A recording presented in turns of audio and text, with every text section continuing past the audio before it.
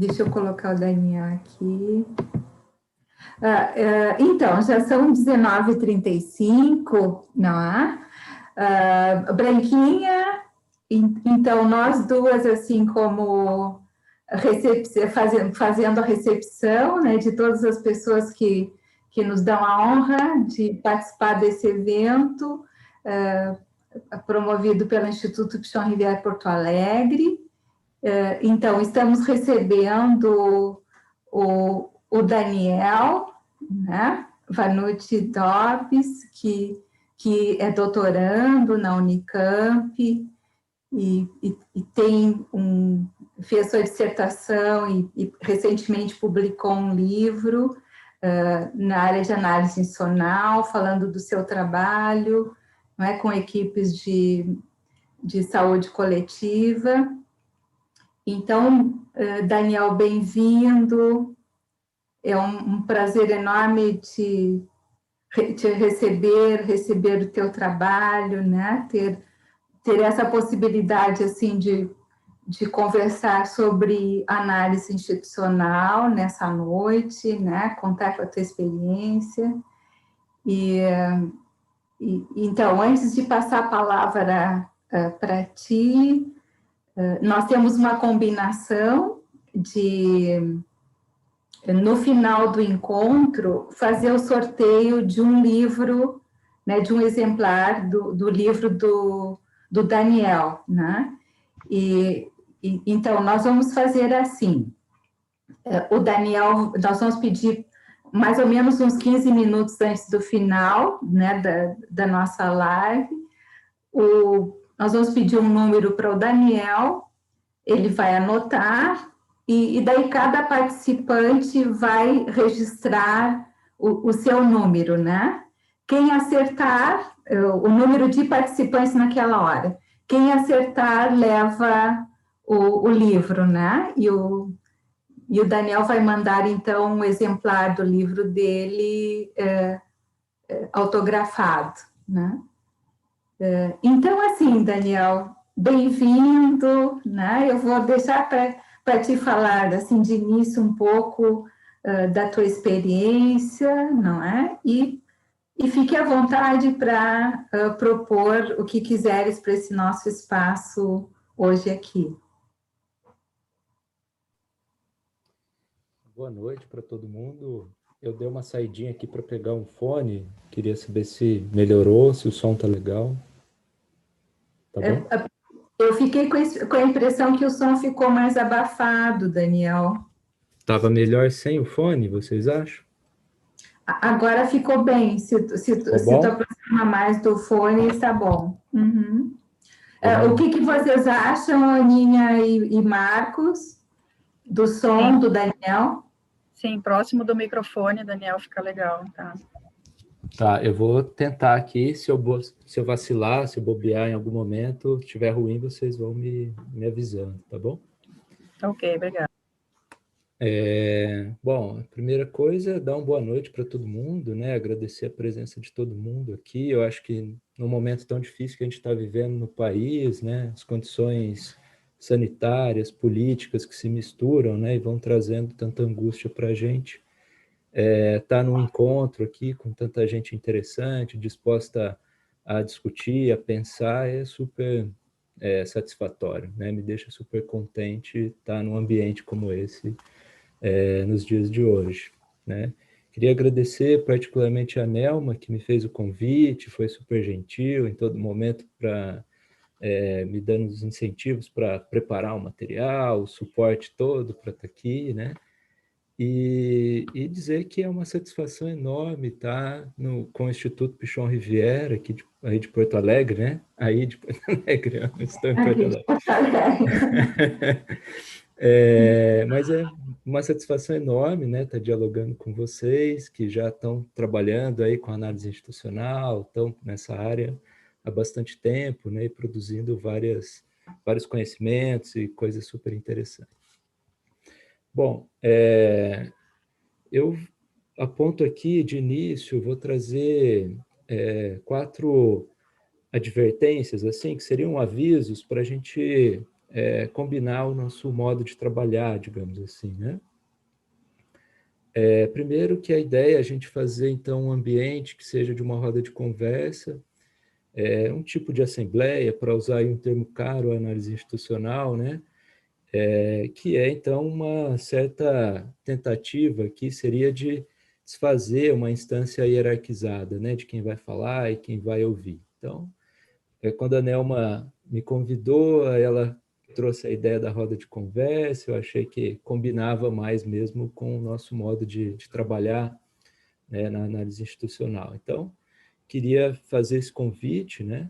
É evidente que aqui eu não farei como, por exemplo, o Lappassade fez quando esteve no Brasil, em 1972, na tal Noite das Loucuras, lá no Rio de Janeiro, que ele simplesmente não tomou a palavra e produziu uma série de disrupções no grupo, né? Ele iria lá para falar de antipsiquiatria num hospital psiquiátrico e simplesmente não falou nada, né? E ficou produzindo uma série de rupturas. Não, pelo contrário, eu vou ser um pouco mais educado que isso aqui.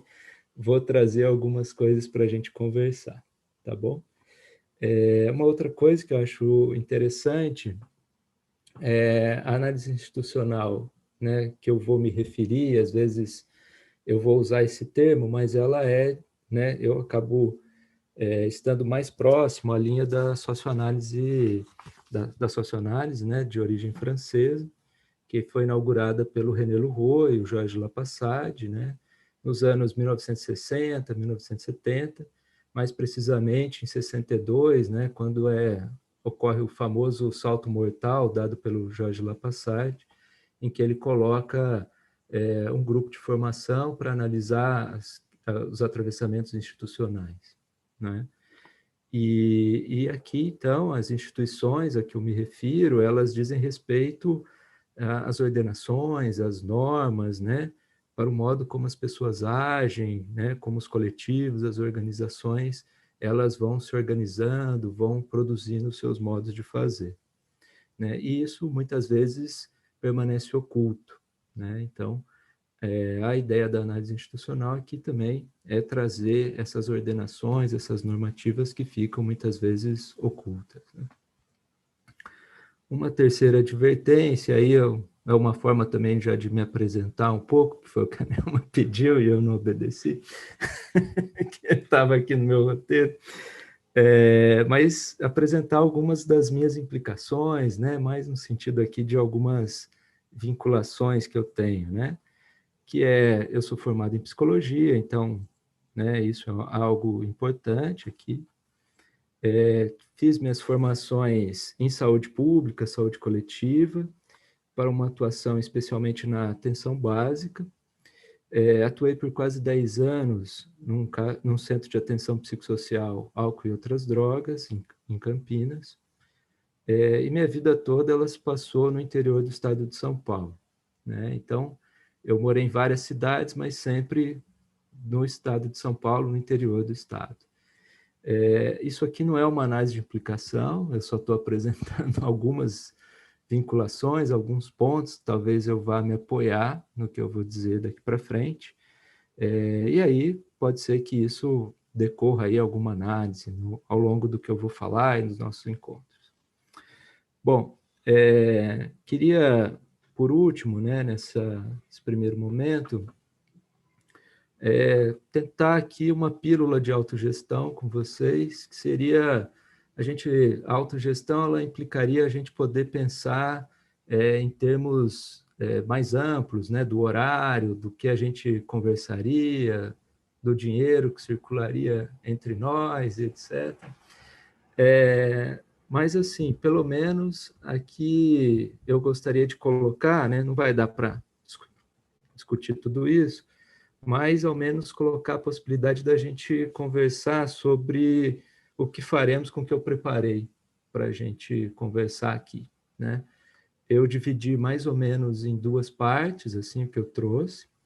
Tem uma que seria mais uma apresentação da análise institucional nos serviços de saúde, e uma outra que seria para falar algo sobre a minha prática, né, especialmente a que foi publicada no livro recentemente, né? Que é um livro de 2021, que é Práticas Profissionais e Resistências, que é esse livro aqui, O Movimento na Rede de Saúde, que vai ser, inclusive, sorteado aí ao final do nosso encontro.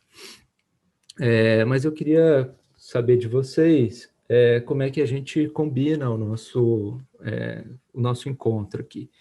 Se eu falo uma primeira parte, abro para uma discussão, se eu falo tudo e depois a gente abre para uma discussão, se a gente vai conversando ao longo da apresentação. Queria abrir aqui e ouvir de vocês o que vocês acham que vai funcionar melhor para o encontro de hoje.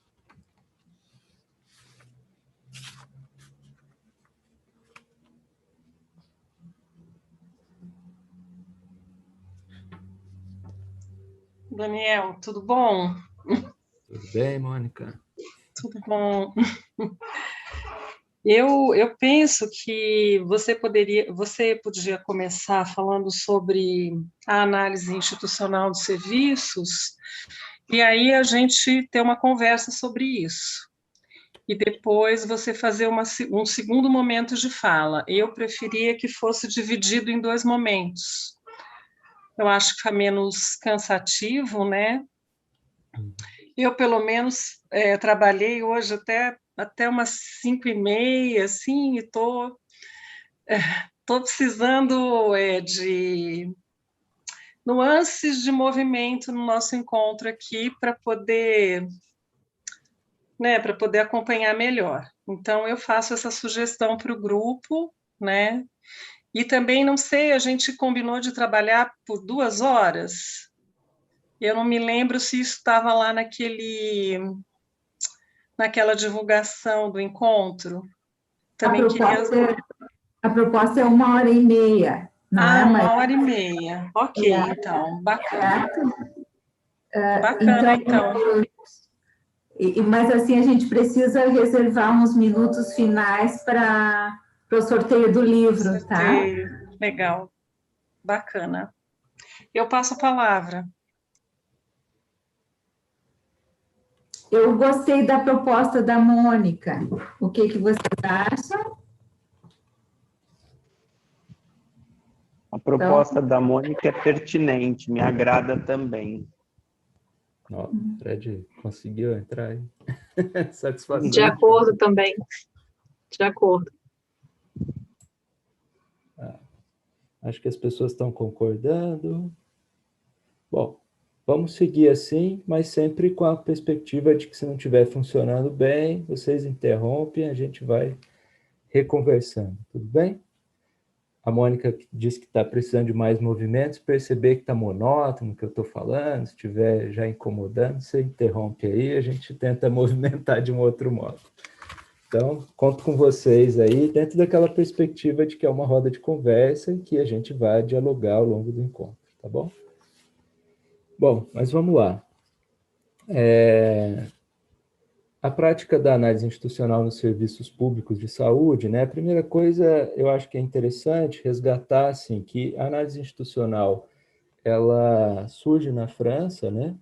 Começa ali na área da educação, em um contexto político e social de grande ebulição e questionamento das práticas autoritárias de reclusão, né? As memórias da Segunda Guerra Mundial ainda estavam bastante afloradas naquele momento, né? Por isso esses questionamentos, sobretudo pela recente experiência dos campos de concentração e etc. E aí as proposições da análise institucional elas, foram inspiradas tanto na própria educação, né, do que ocorria por ali, mas também no ambiente do trabalho, né, sobretudo nas fábricas, e também na saúde mental, né, principalmente nas transformações que foram ali produzidas pela psicoterapia institucional no hospital psiquiátrico e etc. Enfim, havia esse momento de questionamento dessas práticas mais autoritárias e bem hierarquizadas. No Brasil, a análise institucional, ela, desde a sua chegada nos anos 70, ela já encontra alguma entrada na área da saúde, né? sobretudo por meio dos psicólogos em serviços de saúde mental. Isso ocorre, né, por meio de um chamado um casamento de heterogêneos, como descrevem a Eliana Conde e a Regina Benevides. A análise institucional com uma singular mistura com o referencial do grupo operativo, do Pichon-Rivière, e uma busca, né, por atuações mais críticas às vertentes hegemônicas que operavam com a perspectiva da adaptação e do intimismo, típica das práticas individuais e, por vezes, grupais que ignoravam o contexto social, né? Chega, então, essas propostas da análise institucional, e é importante lembrar que no Brasil a gente estava vivendo a época do endurecimento da ditadura civil-militar e as práticas de grupo e as críticas não eram nada bem-vindas, né? Ainda na área da saúde, a gente pode citar a aproximação da filósofa e socióloga da saúde, Amadeu Terezinha Luz, que nos anos 70 ela expressa algumas construções que ela faz a partir também do referencial da análise institucional no doutorado que chama As Instituições Médicas no Brasil. Ela tem alguns contatos com o Rouault na época. Mas dando um salto aí no tempo, né, até por conta do nosso tempo aqui de encontro e tal, eu gostaria de trazer que a partir dos anos 2000, em especial, né, após o retorno da professora Solange Labate, que é uma socióloga do departamento, socióloga agora já aposentada, né, do Departamento de Saúde Coletiva da Unicamp, ela retorna do pós-doc que fez com o René Loureau e o Antoine Savoie, lá na França, e aí, a partir daí, ela constitui, né, um campo maior de articulação da análise institucional e da saúde coletiva, seja por publicação de textos, orientação de pesquisa e criação de grupo de pesquisa. Labate, desde então, já publicou diversos textos sobre essa articulação da análise institucional e saúde coletiva, dentre os quais eu destaco, né, o Análise Institucional e Saúde Coletiva, que foi publicado em 2003, na revista Ciência e Saúde Coletiva, a introdução da coletânea Análise Institucional e Saúde Coletiva, de 2013, e, mais recentemente, né, o texto A Trajetória da Saúde Coletiva no Brasil, que foi publicado em 2018 na revista Minimosinho. E Labate ela vai sinalizando duas possíveis abordagens, né? A análise institucional da saúde coletiva seria analisar a saúde coletiva tomando-a como uma instituição, né? E a análise institucional na saúde coletiva, que seriam as práticas de análise institucional no âmbito da saúde coletiva como um campo de práticas, né? Bom, a ideia a partir daqui, então, é falar um pouco a partir da análise institucional na saúde coletiva, tá?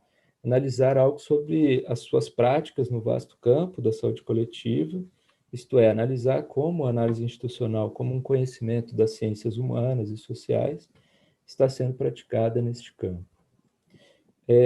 Aí eu recorro aqui a um levantamento bibliográfico feito pela Maristel Casper e outras pesquisadoras, que, numa revisão integrativa das publicações de 2012 a 2017, que trabalhavam com a articulação da saúde com a análise institucional, e aqui a análise institucional, elas destacam que inclui a socioanálise, a socioclínica e também a esquizoanálise.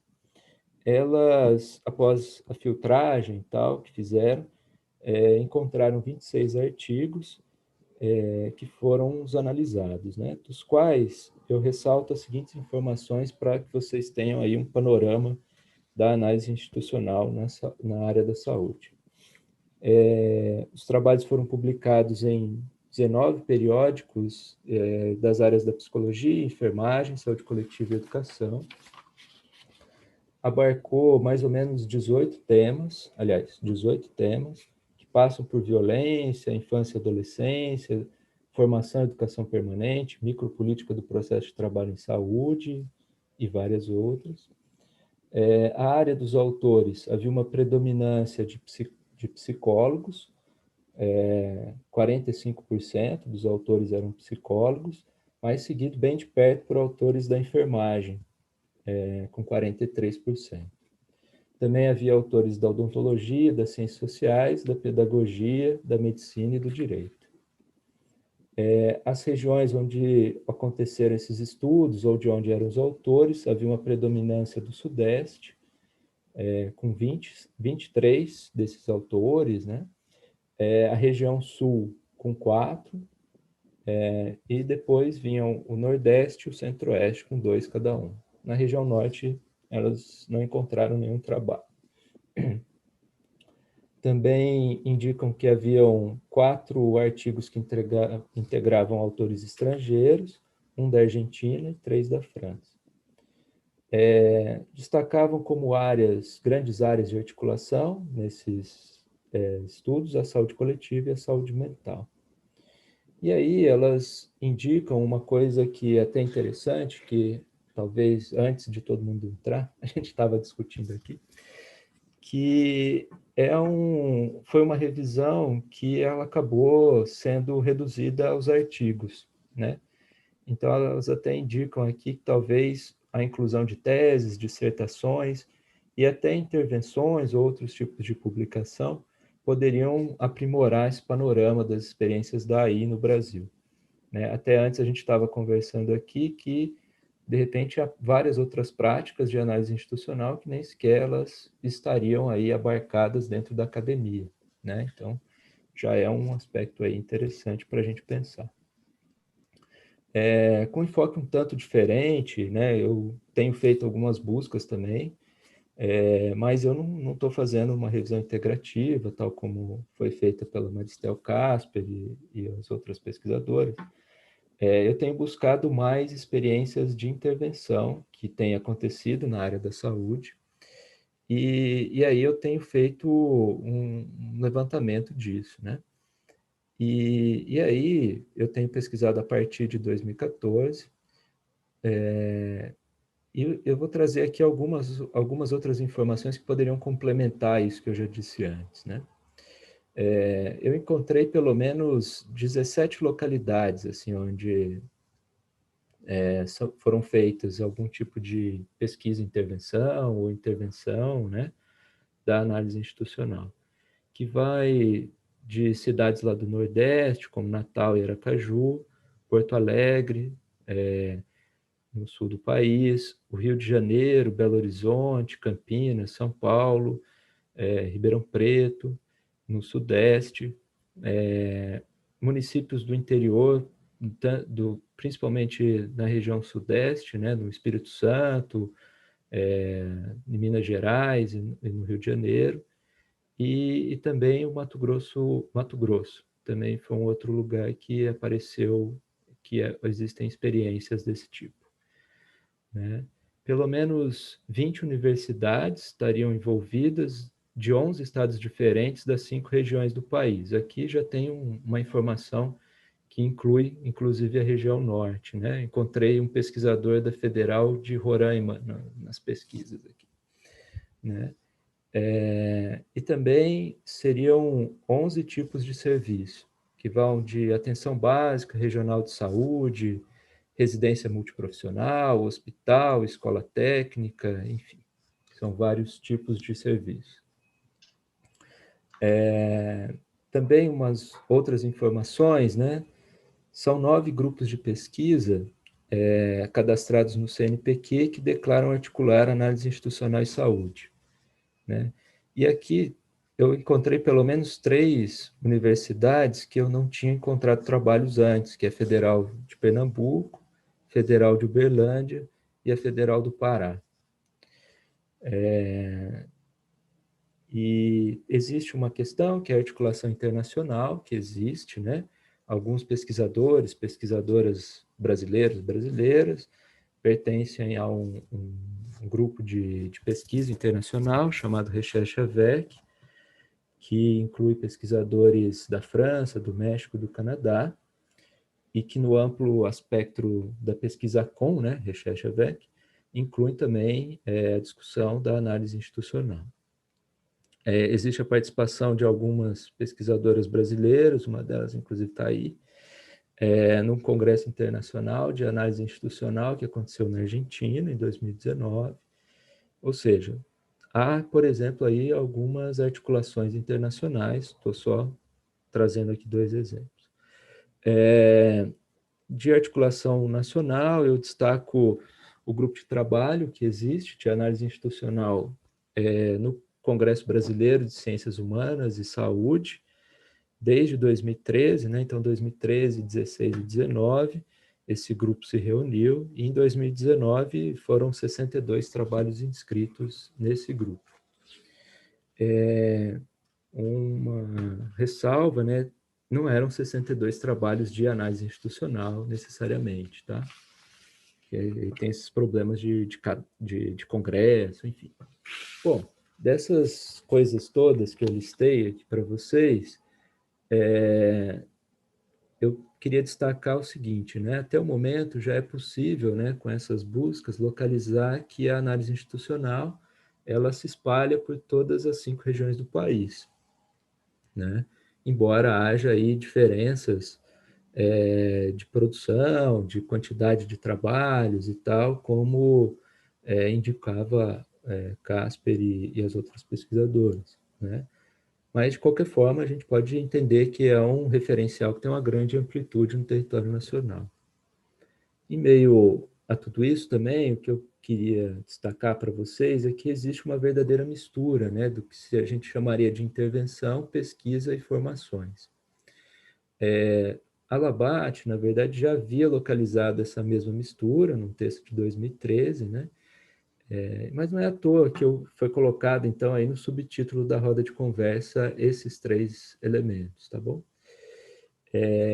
Enfim, de certa forma, o que me parece, lendo esses trabalhos, é que a entrada da intervenção, ela parece um tanto camuflada às vezes, o que por vezes pode ser de uma certa timidez associada a uma alta exigência de precisão do que seja a intervenção, né, por parte do pesquisador, ou pode ser também uma espécie de um recurso, de uma certa estratégia para incluir a intervenção de uma forma menos declarada. Tá? Às vezes aparece de uma maneira, às vezes aparece mais de outra. Mas há uma terceira questão que eu gostaria de discutir desses trabalhos todos, que é a questão política nas práticas da análise institucional na área da saúde. Primeiro, porque há uma dimensão política na saúde que não pode ser ignorada, né?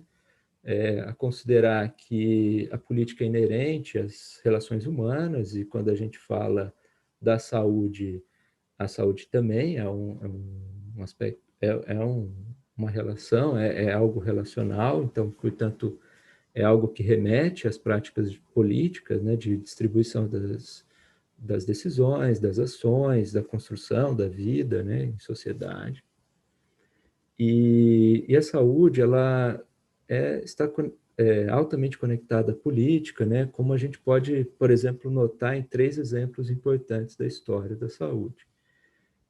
Se a gente volta um pouco mais no tempo, né, tem a discussão de saúde e democracia, que animou lá os anos 80, a 8ª Conferência Nacional de Saúde, ressaltando a importância da liberdade política nas condições de saúde das pessoas, né?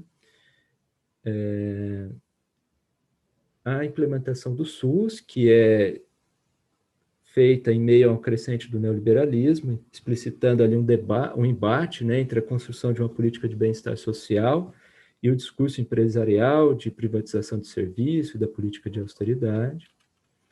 E trazendo mais para perto de nós, né, essa situação agora com a pandemia do coronavírus, né, desde o debate que contrapõe saúde e economia, as diferenças de atuação de governantes, seja no mundo, seja no Brasil, né, particularmente, a geopolítica da vacina, até mesmo as ações dos sujeitos diante das orientações sanitárias, a considerar suas condições de moradia, trabalho, informação e ou posicionamento político partidário, né?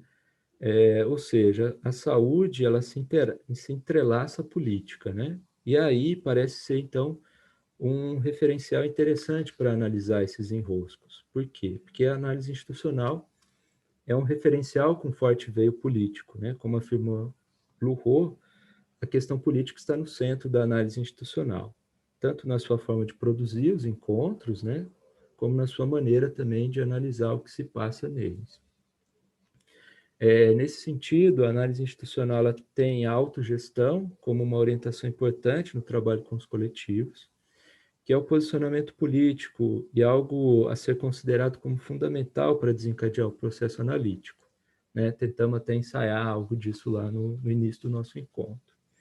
Há, portanto, uma perspectiva de fortalecer a participação de todos em toda a dinâmica social, seja na análise, na tomada de decisão e na execução das ações. Essa proposição é uma quebra na lógica da heterogestão, sobre a qual vivemos quase todo o tempo, com a fixação das hierarquias que, sinteticamente, define quem deve mandar e quem deve obedecer em cada relação. Ao quebrar essa lógica pela autogestão, a gente cria, né, mais abertura para a desnaturalização de certos modos de viver e saber. Abre-se a possibilidade para que os analisadores sejam localizados, né? Isto é, que surja algo que movimente a análise dentre os sujeitos e a respeito de como eles estão se relacionando, trabalhando, tomando suas decisões, onde estão se apoiando e etc. Isto é, trata-se de uma política de para realizar esse processo, né, há que se reconhecer, né, e aí eu falo da maneira como se analisa o que está acontecendo, algo que se passa naquele coletivo, no grupo, juntamente com as questões mais amplas, sociais, históricas, econômicas e etc. Né? Então, um alerta aqui de que a gente não deve cair no tal do grupalismo, de nos fecharmos somente nas relações do que ocorre dentro dos grupos, como se fosse algo isolado. É preciso, então, fazer conexões para produzir essas análises num sentido mais institucional. No entanto, chamou muito a minha atenção, ao ler as publicações, daí na área da saúde, que poucos trabalhos analisam essa conjuntura social, para além das conexões mais imediatas da saúde, ensino e pesquisa. Né? E por qual motivo isso não tem entrado nas análises? Né? Seria uma espécie de efeito das normas de pesquisa, de objetividade, naturalidade, vigiada pelos comitês de ética, normas de revistas, exigências de produtividade? Uma questão, né? É bem provável, né? Porque, parafraseando Pierre Dartot, os pesquisadores eles precisam obedecer os condicionantes institucionais e as injunções burocráticas para existir no campo da pesquisa, quer no plano do financiamento, no plano do reconhecimento profissional. Né? Embora o Pierre Dartot seja francês, estamos todos imersos numa condição global aí de pesquisa e produção. Né? Bom, de qualquer forma, a conexão entre o que acontece no serviço e das práticas de saúde com a conjuntura social seria fundamental, pois, como ensina a Danielle Guillet, na articulação entre o que se passa no campo em que se realiza a intervenção com o campo mais amplo da análise, num processo de deslocamento e realocação, né, que se produz condições para eventuais movimentos disruptivos. Né? A considerar essa dinâmica, né, apresenta-se aos praticantes da análise institucional o desafio de exercitar nos seus trabalhos a análise de certas ordenações sociais que, por vezes, parecem ser ignoradas, pois têm forças de universalismo, de naturalização. E aí há diversos universalismos a serem listados, né? Ocidentalismo, cientificismo, patriarcalismo, racismo, sexismo e etc. Né? Mas eu queria destacar um outro, que é o tal do neoliberalismo. Né? Brevemente, a gente pode dizer que o neoliberalismo é uma vertente mais nova aí do capitalismo, que não se basta como uma racionalidade econômica, mas algo que se amplia para todo o campo de relações, que trata tudo como se fosse uma empresa. Né? Tudo pode ser administrado, gerenciado, não há política nesse sentido, né? Não há espaço para pensar nem discutir as práticas de poder, basta gerenciá-las à luz de uma norma administrativa supostamente neutra. Aliás, né, os grandes teóricos do neoliberalismo, o Friedrich Hayek, o Milton Friedman, Gary Becker e outros, eles inflam a ideia de liberdade, mas que é uma liberdade para mercado, para fazer trocas comerciais, né? Assentada na premissa da propriedade privada e do individualismo, sem considerar, né, e menosprezando, diminuindo a ideia da liberdade política. Reforçam, portanto, a dimensão do homo econômicos, né, que a gente fala, que é o individualismo, o egoísmo, né, com uma moral calculada ali pelo sucesso e fracasso, dada pelo mérito, pelo esforço, competência individual para atingir altos níveis de performance e produtividade, né? Então, o que eu queria trazendo para vocês, para a gente pensar aqui, o neoliberalismo é uma ideia que procura esvaziar o campo político, né? É a tal da escola sem partido e, por que não dizer também, de um esforço para tornar também a saúde sem partido, né? E socialmente, então, o que chama atenção é que está em curso um processo de despolitização por essa perspectiva neoliberal e que isso talvez merecesse aí uma atenção maior dos praticantes da análise institucional na saúde, né? Faço aqui algumas questões, né? Será que o autoinvestimento pessoal, né, o investimento em si, para se tornar mais competitivo no mercado de trabalho, não acomete os trabalhadores da saúde também? As lógicas de meta e produtividade não estariam orientando os nossos serviços, muitas vezes com caráter classificatório e comparativo?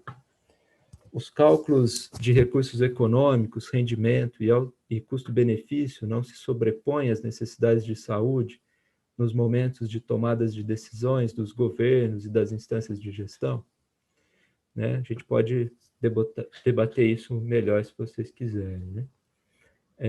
Mas gostaria também de ressaltar que nessa mescla, né, de pesquisa, formação e intervenção das práticas da AI na saúde, há um movimento de criação de brecha, um processo complexo de oferta, demanda e encomenda, né, para criar abertura para intervir. Mas a intervenção na análise institucional, ela tem que ser entendida, né, no sentido de vir entre, né, no sentido do verbo ver, né, trazer, portanto, um novo olhar.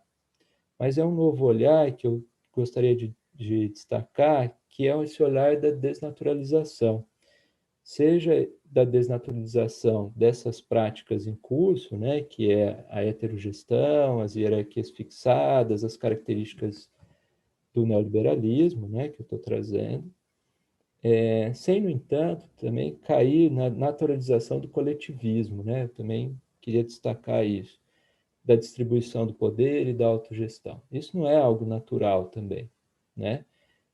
Até acho interessante trazer para a gente pensar, né, a vida coletiva e tal, a autogestão, né, a vida do comum, né, vamos dizer assim, não se trata de um mito primitivo a ser resgatado, né, como bem discutem lá o D'Arthur e Laval no livro Comum, mas que eles tentam defender ali, abrir as possibilidades de práticas mais coletivas, coletivistas, inclusive, tá? Eles afirmam que o comum é algo a ser feito, né, a fazer, não a resgatar. É algo a fazer por práticas instituintes, inclusive, né, por produções de novidades ali, de criações, seguindo, inclusive, ali as ideias do Cornelius Castoriadis, né? Bom, já chegando aqui no final dessa parte, ao meu ver, então,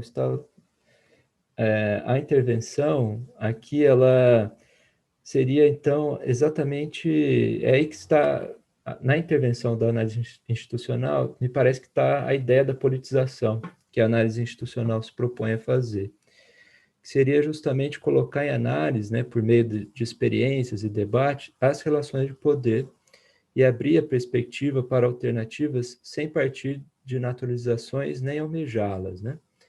Trata-se de permanentemente considerar a dimensão de construção social e histórica no qual a gente está imerso para poder transformá-la. E para isso há uma mescla, inclusive, de poder se entender nesse grande contexto social. Enfim, o que eu queria dizer para vocês é que eu estou tentando trazer é que os praticantes de análise institucional nos serviços de saúde, então, estão convidados aí a fazer uma certa resistência à despolitização, né? A fazer essas análises também incluindo essas questões, dimensões sociais mais amplas, né? E essa racionalidade neoliberal, ela é interessante porque ela inclusive encobre os outros universalismos, né, que eu citei há pouco. Por isso que eu estou trazendo também uma ênfase para essa dimensão aí, para essa questão específica do neoliberalismo. É isso, gente. Essa primeira parte que eu trouxe para a gente conversar está dita. Queria ouvi-los e ouvi-las agora.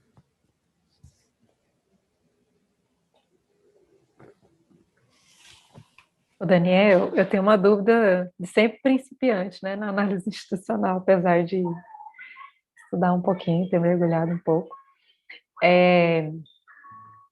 Quando você falou da produção, eu fiquei um pouco encafifada, porque assim, existe uma certa cultura, quase que cultura na saúde coletiva, de produção na saúde coletiva, usando o termo, por exemplo, da micropolítica, que tem, até onde eu sei, essa base, né, da análise institucional. Eu estou errada. E aí, parece que muitos autores usam, sem fazer essa referência clara, e muitas pessoas se apropriam também, sem fazer essa referência. Ou eu estou, tipo, viajando. Só me ajuda a entender, então, onde é que que essa conversa, né? Essa conversa mesmo, se existe uma certa negligência em relação a isso. É uma dúvida. Você conseguiu entender? Vou ver se eu não entendi, você vai me falando. Aliás, bom te ver de novo, Larissa. Oi, Daniel. Agradeço a sua carona, aquele contato que a gente teve lá em Goiânia. Foi muito legal. Ótimo. Então, uma das coisas que talvez tenha a ver com isso que você está trazendo é um certo uso vazio da ideia, sabe? Isso que eu estava também querendo trazer aqui, sabe? A ideia de micropolítica, eu não sei se ela é de uso exclusivo da análise institucional, mas eu sei que a análise institucional, e aí abarcando a esquizoanálise também e tal, ela tem muito cara essa ideia da micropolítica, né? Acho que Guattari tem uma formulação que eu acho mais legal, né? As revoluções moleculares ali, né? As pequenas revoluções que se faz no dia a dia, o tempo todo, e etc, né? Mas o que eu acho que, tentando dizer algo para você, assim, é que eu acho que muitas vezes se toma a micropolítica, talvez uma dimensão de uma certa descrição do que foi feito, sabe? Muito mais do que para problematizar o que está se passando, assim. Eu tenho, às vezes, essa impressão, às vezes, né? Talvez de como é... E aí tem uma dificuldade de colocar isso em prática também, né? Eu acho que não é qualquer coisa, assim. Mas muitas vezes eu penso que pode ser que sim, assim, que haja uma apropriação desses termos, sabe, para descrever o que está acontecendo, assim. Então, vale, né? É um conceito, né? As pessoas talvez entendam o que eu estou dizendo, tá? Mas pode ser que tenha essa incorporação aí mesmo. E aí tem, acho que até quando eu falo da perda da dimensão política, que talvez eu esteja aqui problematizando, talvez até não entender essa proposta mais ampla aí da análise institucional, né? De provocação, de transformação social, etc, né? Então, eu penso, sei lá, se eu te respondi, se eu disse só alguma coisa que me ocorreu.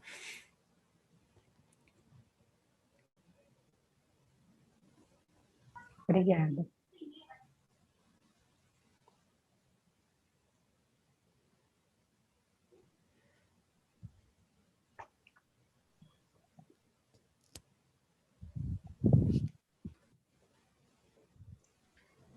Daniel, eu queria assim entender um pouco e conversar também, né, aqui com o grupo.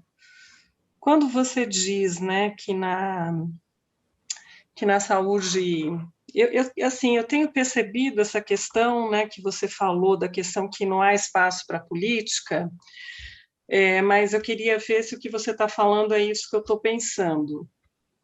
Vou dar um exemplo assim bem prático, né, que a gente está agora realizando desde que a pandemia começou. Eu e a Ana Beatriz, que está aqui também, né? A Ana Beatriz, ela trabalha comigo lá no Departamento Regional de Saúde de Araraquara, e a gente começou a realizar umas conversas com os agentes comunitários de saúde.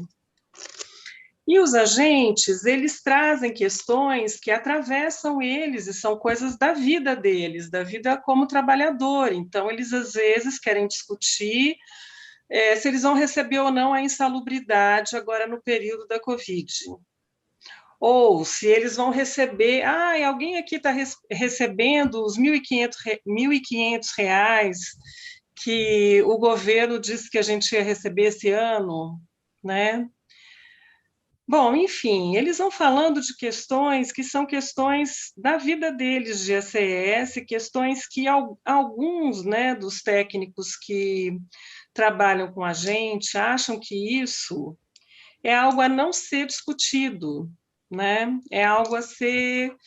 isso não é para ser discutido aqui nessa roda, porque essa é uma roda para discutir coisas técnicas. Então, o que o agente tem que fazer agora no peridomicílio, quando ele vai conversar com as famílias, tal, né? Que seria um espaço para conversar mais sobre o que se faz, né? Então, o que eu queria entender, assim, quando você diz que a gente retira essas coisas das discussões com trabalhadores, né? É um pouco nesse sentido, é no sentido de não considerar esses outros aspectos que fazem parte do trabalho, que atravessam as discussões, que aparecem nas discussões. Eu queria, assim, que você conseguisse materializar para mim um pouco o que é essa conversa, o que é essa questão da política, entendeu? Queria entender um pouco isso, assim, se você conseguisse dizer um pouco mais, que eu acho que a gente está mesmo esvaziado dessas discussões, né? A gente tem discutido alguns sempre os mesmos pontos e a gente não avança na resolução de diversos problemas que a gente tem na saúde. Queria colocar isso aqui em questão. Olha, Mônica, eu acho que a primeira coisa, eu percebo que os agentes comunitários, não é à toa que eles aparecem em vários estudos da análise institucional. Assim, há em diversos momentos a presença de agentes comunitários de saúde, né? Eu tive algumas experiências, várias experiências, né, dizendo, ao longo da minha prática com os agentes comunitários, e eles escapam mais essas dimensões técnicas, né, que as outras profissões elas acabam se prendendo mais ou se apoiando mais, melhor dizendo, né? Então eles acabam trazendo uma dimensão do trabalho e da vida muito mais ampla, talvez, né? Acho que eles podem ser aí, eu vou chamar aqui de alguns aliados nesse processo de politização, sabe? Eu estou aqui pensando nesse exemplo que você deu, porque o que ele está falando aí, que você trouxe, é o que interessa a população como um todo também, né? As condições de vida de cada um, as condições de como as pessoas vão se cuidar melhor ou pior em meio à pandemia, né? O que está se passando. E então a política aqui que eu digo tem esse aspecto aqui de tratar essas relações sociais e de poder, né, num aspecto social mais amplo, né? Não sei se é uma definição lá muito precisa de política, né? Mas eu estou querendo chamar atenção para essa dimensão aqui, né? E aí eu entendo que sim, que os agentes comunitários de saúde, né, podem ser aliados interessantes aí nos serviços de saúde para produzir isso, para produzir essas quebras, sabe? Eles podem trazer mais essa articulação que eu estou chamando a atenção aqui, do que se passa na saúde com o que se passa no campo social, né?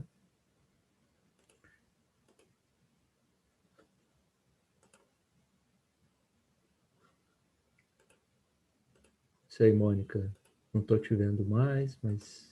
Estou aqui. Tá aí. Estou aqui. Não, acho que fez muito sentido o que você falou. Eu acho que é isso. Eu acho que eles são esses aliados e eles colocam assim claramente que, por exemplo, a gente faz um grupo só com ACS, aí eles dizem assim, e agora vocês precisam ir falar com a minha chefe para ela aceitar que eu faça as coisas que a gente está pensando aqui. Porque se você, né, então eu acho que tem essa coisa das relações de poder, né, também envolvidas, né, quer dizer, ele vê em mim e na Ana pessoas que têm algum poder para poder dizer para chefes deles que eles possam fazer aquilo que a gente está conversando, tentando problematizar, entender, né, e eu acho que eu acho que é isso, eu acho que eu entendi, esclareceu para mim, Daniel, eu acho que o que eu queria meio que confirmar era se o que eu estava pensando ia ao encontro do que você tinha falado, e acho que vai muito ao encontro. O que eu fiquei pensando agora, Mônica, em termos de analisador, assim, né, que é aquilo que vai produzir um processo analítico nas pessoas e vai tirar as pessoas um tanto do lugar e tal, né? Eu fico pensando que os agentes comunitários, eles estão cheios, eles são muitas vezes analisadores ou trazem muitos analisadores, e é muito comum essa ideia dos outros profissionais tentarem resgatar aspectos técnicos, sabe? Que é uma tentativa de calar esse processo, inclusive, sabe? Eu acho que talvez, fico pensando agora nesses termos também, sabe? O quanto a gente despolitiza também, trazendo isso é técnico, isso é técnico, isso é técnico, diante do agente comunitário que está trazendo ali questões super interessantes para se pensar nessas articulações todas, nas conexões todas que que eu estava falando antes.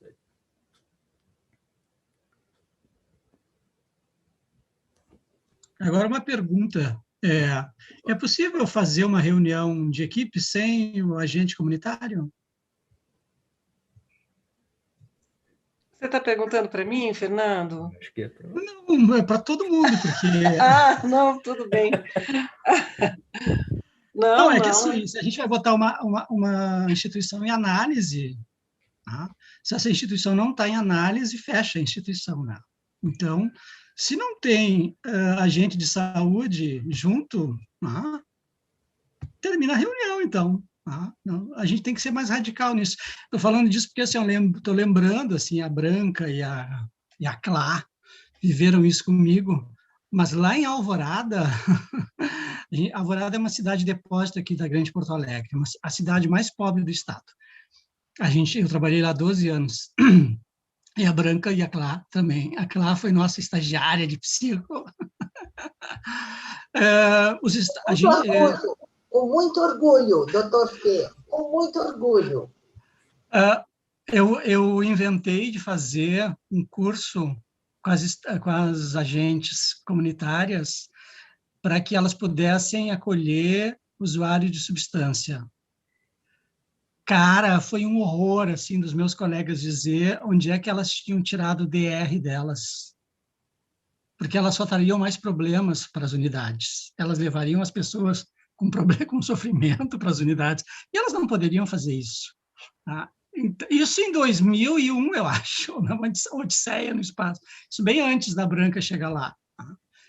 E aí era toda uma discussão assim, mas como assim? Quem é que faz saúde aqui? Então, e aí é isso, elas não participam, os DRs, meus colegas, não deixavam as agentes participarem da reunião, porque elas não tinham por que estar ali, né? Tinha que ser uma discussão técnica. Né? Eu só lembrei, fiquei lembrando disso. Eu acho bem interessante isso, né? Bom, os agentes comunitários têm essa entrada, né, no território, que eu acho super interessante, né?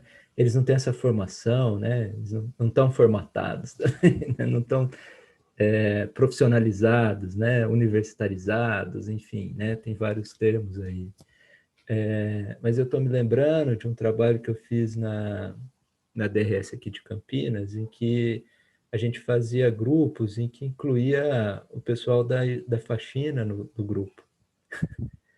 E como aquela presença ali movimentava a discussão de uma outra maneira, assim, era muito interessante de coisas que o pessoal achava muito naturalizadas, assim, as sujeiras que eles faziam, os profissionais faziam no serviço, e não entendiam, assim, que essa dimensão do todo, né, que aquilo implicaria num trabalho, né, de alguém, traria, enfim, não tinha essa dimensão, né? E ali no grupo, o pessoal as mulheres que faziam faxina e tal, elas tinham uma sensibilidade até de escuta, assim, do que se passava na recepção, no que elas encontravam também, com os usuários ali no ambiente aberto, entendeu? E aí as pessoas do grupo ficavam surpresas, mas como é que você sabe disso, né? Você não tem nem lugar aqui de atendimento e tal, que você está sabendo dessas coisas, né? Então, acho que isso é interessante, né? Os serviços, eles se abrem pouco para isso que não é técnico, digamos assim, né? E aí essas profissionais, né? Eu acho que elas trazem isso mais explicitamente, né? Isso que eu queria dizer.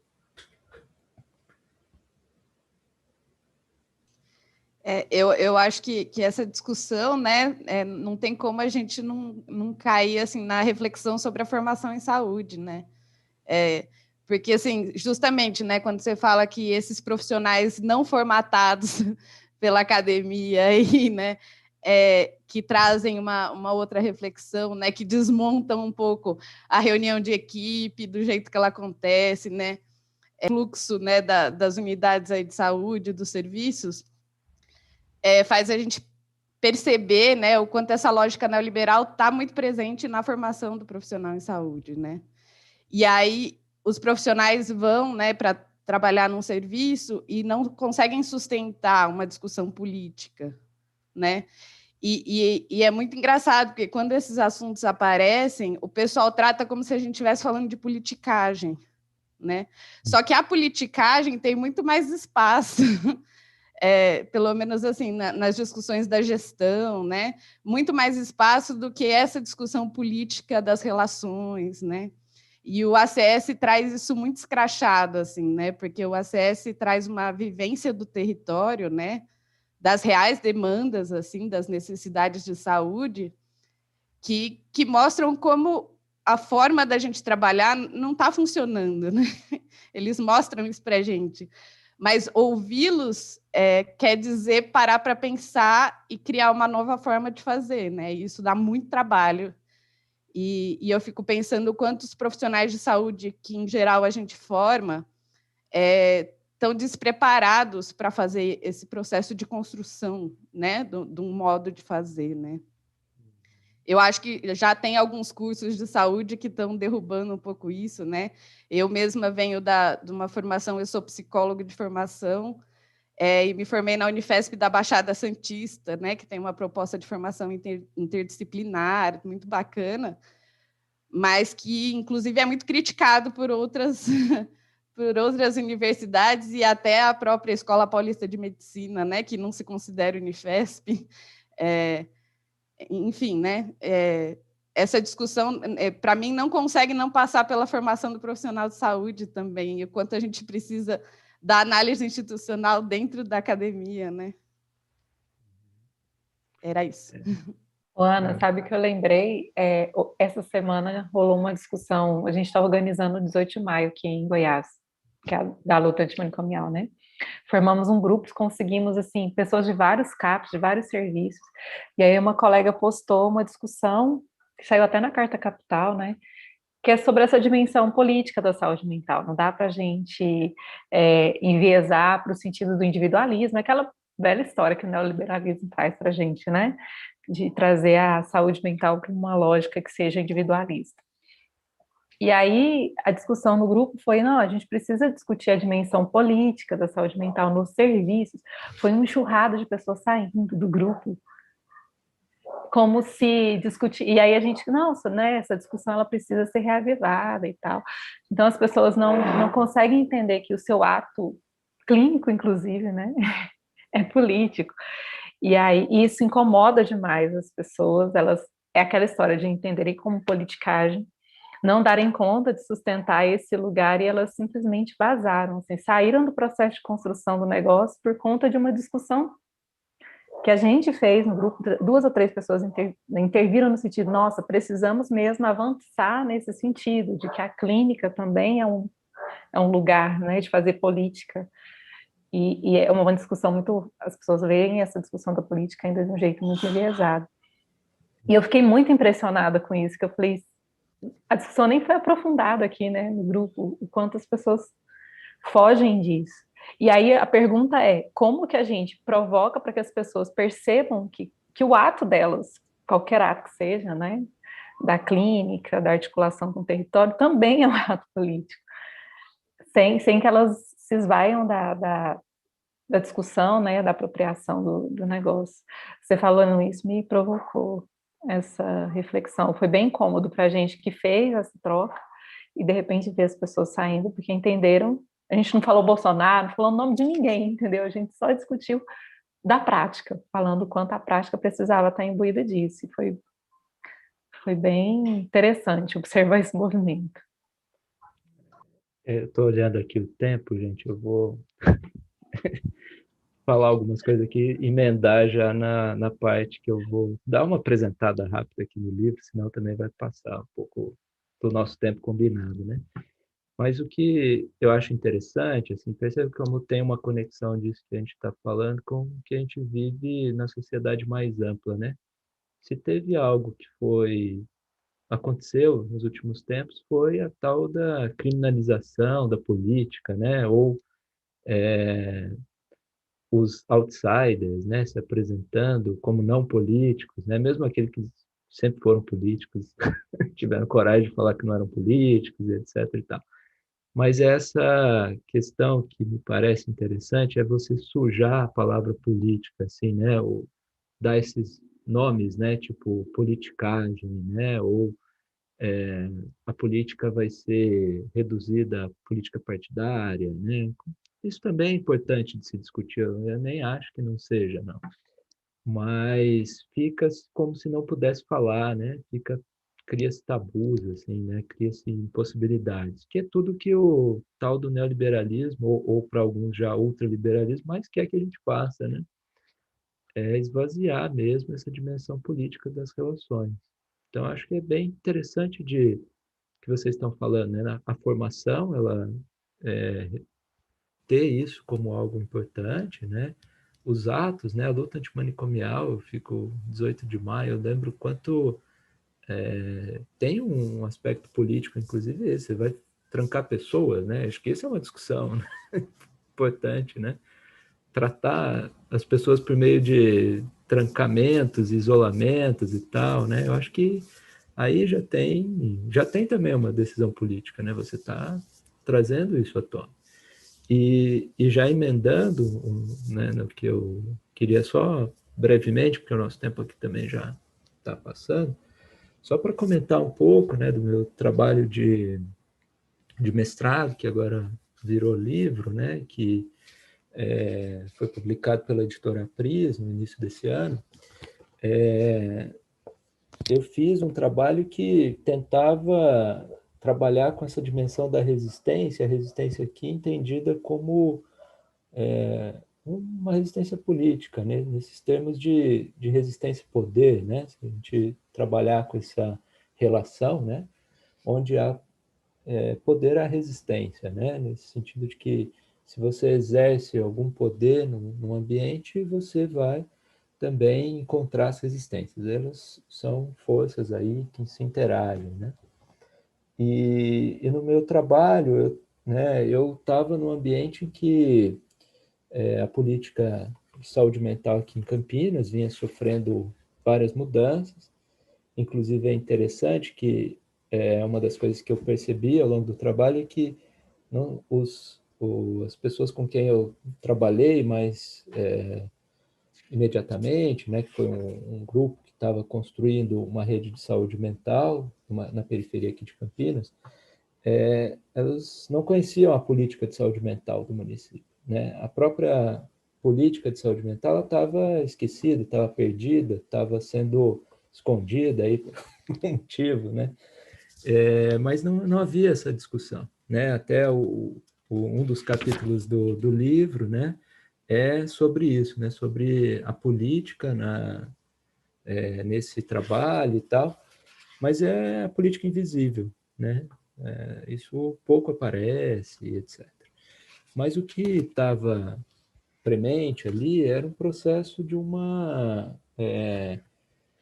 certo enquadramento das práticas de saúde mental, né, que advinham de umas mudanças da própria gestão como um todo, determinações judiciais que criavam ali algumas novidades para a relação que existia aqui no município de Campinas. Aqui, né, para vocês conhecerem um pouco, o município ele tem parte dos serviços, né, mas grande parte dos serviços de saúde mental eles foram construídos e eram operados pelo Serviço de Saúde Dr. Cândido Ferreira, que é uma entidade filantrópica que estava em cogestão com a prefeitura. E a cogestão do Cândido com a prefeitura tinha uma dimensão que não cabia dentro do aspecto jurídico, desses aspectos de contrato de prestação de serviço, né? Era um entrelaçamento, né? Era como se o Cândido, ele, em parte, fosse municipalizado, né? Ele operava muito em conjunto com a própria prefeitura, né? E com o tempo isso foi sofrendo várias discussões e foi criando aí uma outra lógica de relação entre esses serviços que colocava o Cândido muito mais num lugar aí do que são, talvez vocês conheçam melhor, as OS, né? E esse universo aí, os CIPs e etc., né? Algum prestador de serviço, né, para a prefeitura. Então, esse já era um ponto que estava acontecendo. E nesse processo, né, as criações que adviam principalmente dessa particularidade, né, dessa possibilidade também de criação do Cândido Ferreira, né, nessa articulação com a prefeitura, ela vai também sofrendo uma certa dificuldade de se operar, né? Então, por exemplo, aqui em Campinas, os serviços residenciais terapêuticos, eles já existiam antes das portarias, por exemplo, né? Então, havia assim, uma certa questão de se olhar para a necessidade local, para as demandas locais, antes mesmo de se apoiar naquilo que havia de financiamento, que estava determinado pelas portarias. E nessa época que eu fiz o estudo, estava em franco processo o esvaziamento dessas possibilidades de criação, né?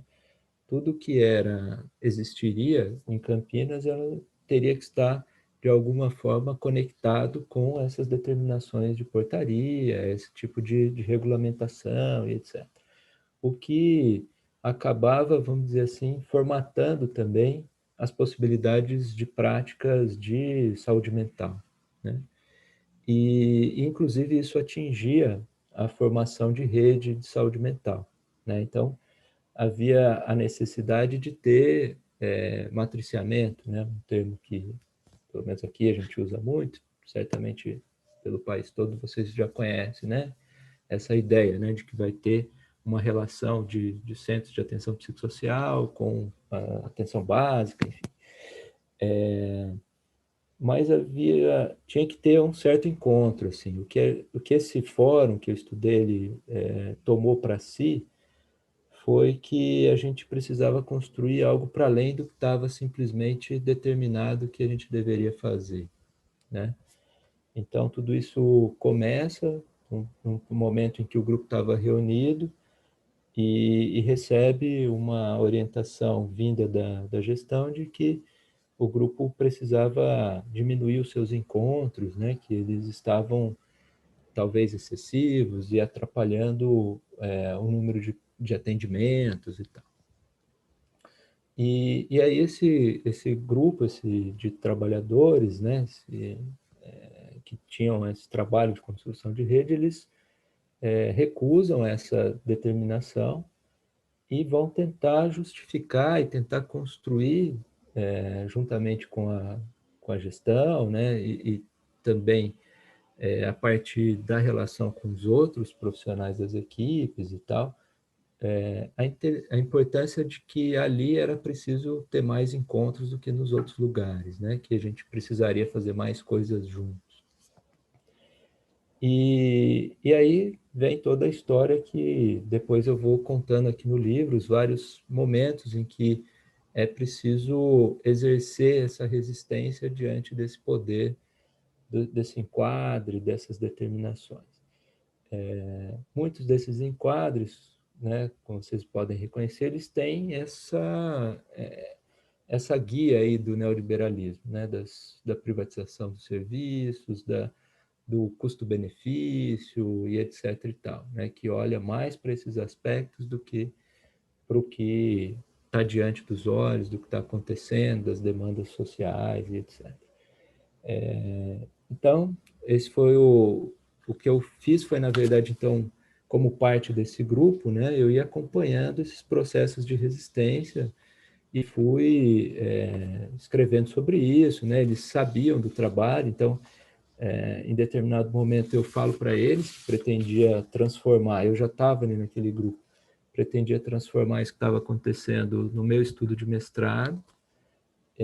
Isso anima as pessoas, inclusive, né, dá uma força ali para os movimentos de resistência, né, para o pessoal querer também produzir algo próprio, assim, né? Tanto é que teve momentos em que o grupo foi apresentar o seu trabalho, né, em mostra de práticas, né, que aconteceu na cidade, né? Isso vai ganhando uma certa dimensão que é interessante, que aos olhos da própria gestão, mais distrital, sobretudo, aquele trabalho passa a ser visto como um trabalho interessante, um trabalho que estava sendo bem avaliado, etc. E, inclusive, começa a receber mais investimentos do distrito de saúde para aquela região, né? Chega profissionais novos lá, né? Como a coisa estava funcionando, parece que eles se animaram também para melhorar as condições de atenção naquela região e etc.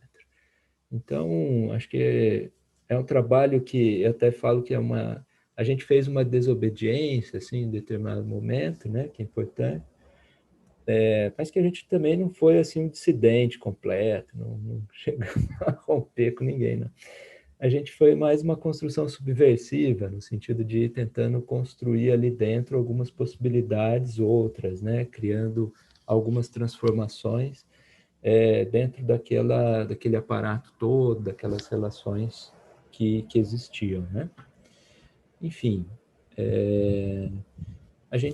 eu acho que eu queria marcar, assim, para a gente pensar e finalizando o que eu ia dizer, esse grupo ele não escapou de analisar essa complexidade, eu diria, sabe? Ele não reduziu assim a questão de normas e de determinações ou do que era necessário fazer simplesmente por atender a uma exigência, enfim. Havia ali uma análise bem ampliada do que estava se passando no bairro, de quais eram as demandas daquela população, da particularidade da região distante dos centros de atenção psicossociais, que dificultavam o acesso de alguns usuários até lá. Enfim, eu acho que tinha ali também uma análise dos próprios profissionais, alguns que tinham só experiência de consultório, que estavam ali diante de uma situação nova, né, de trabalhar no SUS, na periferia da cidade, e também experimentaram rever as suas práticas, né, aquilo que tinham aprendido na sua formação, enfim. Então, acho que foi um ambiente de várias análises, assim, com várias a gente pôde olhar para essa complexidade aí de uma forma bem interessante, né? Mas é isso.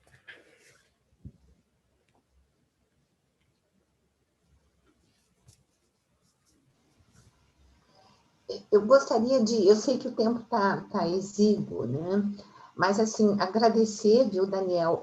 Eu acho que, para mim, nós teríamos que começar agora, sabe? Uma grande roda, porque é um grupo muito seleto esse que a gente está aqui, não é? Reunido, seletíssimo. Eu estou vendo, assim, as pessoas que já participaram, os amigos, colegas que estão aqui, que estão na ponta, né? Fernando, Clarissa, o Felipe, nosso parceirão, enfim, né? Uma quantidade que estão na ponta e sentindo na pele, né? Toda uma problemática que veio como um grande tsunami.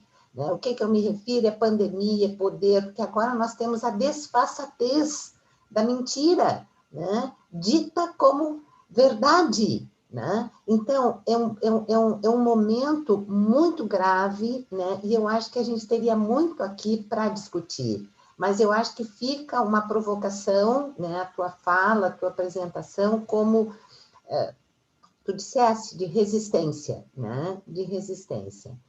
Então, me atravessei aqui, né? Mas inspirada, né? Pela potência, né?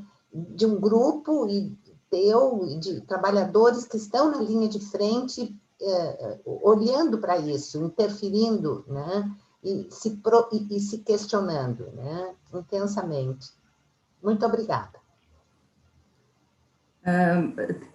Daniel, concordo com a Branquinha, assim, não é que a gente poderia estar iniciando mais 1h30, no mínimo, né?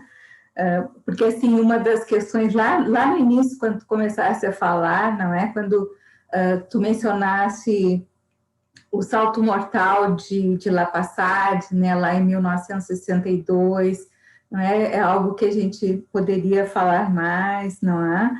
Quando iniciasse, um pouco mais adiante, iniciasse o tema análise institucional e política, não é? Mencionando a 8ª Conferência de Saúde, a implementação do SUS, a pandemia, não é? E daí, naquele momento, eu pensei, colocou fogo no parquinho, né? Porque esse é um tema que a gente poderia trabalhar muito, muito, não é? Essa questão da pandemia, não é? Que vivemos hoje, não é? Depois, mais adiante, a ideia de vir entre, não é? Da intervenção, a ideia de que o coletivismo não é algo natural, não é? Então, são temas, assim, que abririam certamente muito mais tempo, não é? Então, muito obrigada por essas provocações, assim, né? Por produzir, assim, novas aberturas, assim, para todos nós, né? Nítia, deixa eu só fazer um comentário que também está me coçando aqui, que é a questão do agente comunitário. O agente comunitário apareceu como a cereja do bolo. Eu é ele que está entre, não é? O território, não é? A vida como ela é, e enfim, a unidade de saúde básica.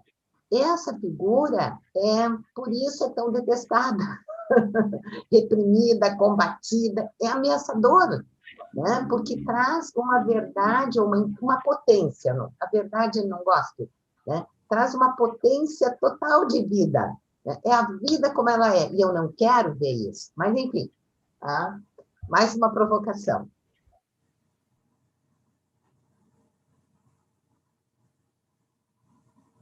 Desculpa, Nelma, está contigo. Alguém gostaria de colocar mais alguma coisa para o Daniel, assim, que gostaria de trabalhar mais, não é? De que maneira se sentiu provocado, provocada? Eu queria, sim, e agradeço, Nelma. Eu queria pegar carona em algumas ondas aí que se formaram. Talvez não haja tempo para abordar esse assunto aí dentro do âmbito da análise institucional, mas quando vocês falam bastante, isso para mim é bastante relevante também, do agente comunitário, eu penso também nesse processo no que diz respeito à participação dos outros integrantes das equipes, nesse processo de construção da política, não da política partidária, mas da política pública de saúde. Então, eu fiquei aqui tentando me segurar para não provocar o Daniel nesse sentido, né, de que a base, né, da pirâmide, né, precisa também, em alguma medida, ser protagonista desse processo aí, dessa construção. Obrigada.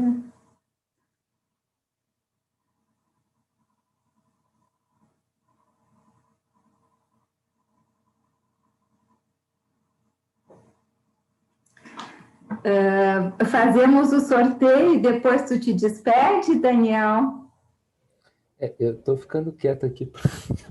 Eu fiquei abrindo um monte de coisa aí também, não desenvolvi bem e tal, mas, enfim, é talvez um jeito meu aqui de falar, etc. Mas, enfim, então vamos lá, vamos fazer o sorteio, depois eu falo alguma coisa aí para... Certo. Então, nós temos 25 pessoas na sala, né? A proposta é que tu, Daniel, escolha um número de 1 a 25 e que anotes aí. Daí, cada um vai colocando no chat um número. Quando surgir o número que tu anotaste, tu nos avisa, pode ser, Daniel? De 1 a 22, eu sugiro, né? 1 a 22? Ok. 1 a 22, então, tá, Daniel? Então, podem colocar os números, né, dos participantes que estão, né? Entra no chat, escreve um número, e quando chegar o número, tu nos avisa, Daniel. Epa, já chegou rapidinho. Qual foi o número? Peraí, número 8, é a Alana Cunha. Alana? Olha só, Alana, que legal! Tô quietinha, mas estou com sorte hoje. Que bom, Alana, que bom. Coisa boa. Sim, a Alana, depois tu me manda teu endereço. Tu me manda teu endereço que eu mando para o Daniel, tá? Que ele vai te mandar o livro com a dedicatória, certo? Tá ótimo, então, agradeço. Tá. Então, Daniel, tuas despedidas, o nosso muito obrigada, já foi um prazer enorme. O prazer foi todo meu, assim. Aliás, eu coloquei esse nome porque foi... É que vocês não estão vendo, eu sou bem baixinho, tá? Mas eu joguei basquete quando eu era moleque. Eu jogava com o número 8, não sei, fez lembrar nisso. A Alana descobriu aí o número que eu jogava basquete. Mas, enfim, foi um prazer enorme estar aqui com vocês. Eu acho que é isso que a Branca disse, né? Um grupo aqui que eu fiquei... Ela disse que é um grupo seleto, eu queria conhecer mais assim, as pessoas, né? Ouvir mais gente e tal, né? Seria ótimo se a gente pudesse falar mais, né, dessas coisas. Eu acabei, talvez, me alongando aqui, trazendo várias pontas soltas e tal, mas entendi também que é um momento, assim, de provocar algumas ideias, né, que vocês aí vão ter os cursos também para poder dialogar com mais tempo sobre alguns temas, né? Mas só agradecer, assim, dizer da satisfação enorme de estar aqui com todos vocês. E se eu provoquei algumas coisas, a ideia era essa mesmo. Então, então acho que fiz alguma coisa que eu gostaria. Então, assim, quem sabe a gente já provoca essa ideia de uma continuidade de uma roda de conversa, né? A roda de conversa 2, por exemplo. Porque tem pessoas aqui no chat do YouTube, a Mariana Vieselli, né? A Carla Binsfeld, uma psicanalista. Então, assim, nós temos algumas participações, a Clínica Pensée também está presente aqui pelo YouTube, então talvez seja uma ideia a ser gestada.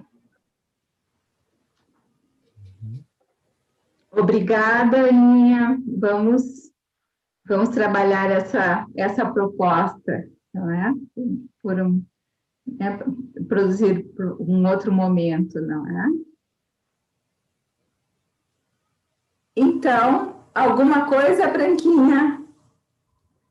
Não me dá a palavra que depois eu agarro e eu volto. Não me provoca. Não. Obrigada a todos, a todos aqui, foi ótimo. Eu diria assim, é uma roda de provocações, tá? Uma roda de provocações, viu, Ana? Fica essa dica aí, roda de conversa e provocações, sei lá, tá? Porque é isso que faz sentido, né? Nos sentir provocados, né? Muito obrigada, Nelma, obrigada a todos, tá? Começamos bem a semana. Então, obrigada a todos, todas, né, pela presença, por escutarem, por trazerem suas questões, e é um prazer tê-los aqui, né? Um prazer, é uma honra para as nossas propostas ter esses momentos, né? E receber a todos e todas. Muito obrigada, Daniel, pela tua generosidade, pelo teu conhecimento, e, bem, que esse encontro seja o início, assim, de outros possíveis momentos, né? Que a gente possa vir a se encontrar em outros momentos de troca. Boa noite, pessoal. Beijos para todo mundo. Tudo de Boa bom. noite. Boa noite. Boa noite, gente. Boa Até a noite. próxima. Obrigada. Boa noite. Tchau, Daniel. Boa noite. Boa noite. Vou mandar 2 perguntas no seu WhatsApp. Já estou com o meu livrinho aqui. O meu Depois, quando a gente se encontrar, eu quero um autógrafo, viu? Sem dúvida. Tá? Boa noite, viu? Boa noite, Nelma, Branca. Tchau, gente. Daniel, muito bom, muito boa a troca, muito